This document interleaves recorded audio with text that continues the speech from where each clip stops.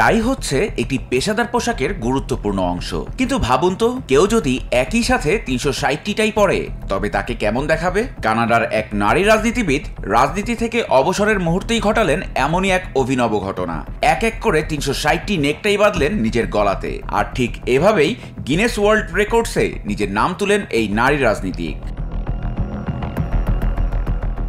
গত নভেম্বরে ইনফোম্যান নামের এক জনপ্রিয় টিভি শোতে অংশ নেন মারোয়া রিজকি। তিনি কানাডার একজন নারী রাজনীতিক। মারোয়া কুইবেকের ন্যাশনাল অ্যাসেম্বলির সদস্য হিসেবে দায়িত্বরত ছিলেন। সম্প্রতি পারিবারিক কারণে তিনি রাজনীতি থেকে অবসর গ্রহণ করেন। তার বর্ণাঢ্য রাজনৈতিক জীবনকে স্মরণীয় করে রাখতে এই টিভি শো এর আয়োজন করা হয়, আর টিভি শোতেই এই দুঃসাহসী চ্যালেঞ্জটি গ্রহণ করেন মারোয়া রিজকি। ভেঙে দেন ব্রাজিলের ডেভিড অ্যাপারেসিডোর আরাউজোর 330টি টাই পরার রেকর্ড। এই চ্যালেঞ্জ গ্রহণের কারণ হিসেবে তিনি বলেন, নারীরাও পুরুষের সমান এবং নারীরাও অনেক টাই পরতে পারে।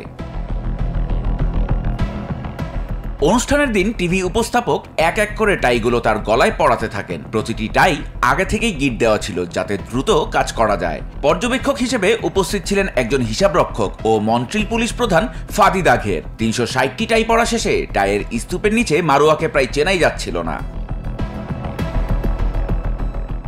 রাজনীতি থেকে বিদায়ের ঝলমলে মুহূর্তে ইতিহাস গড়লেন এই নারী রাজনীতিক। অভিনব এই ইতিহাস গড়ার পাশাপাশি নারীদের জন্য দিয়ে গেলেন এক বার্তা। প্রতিষ্ঠা করতে চাইলেন নারী ও পুরুষের সম অধিকার।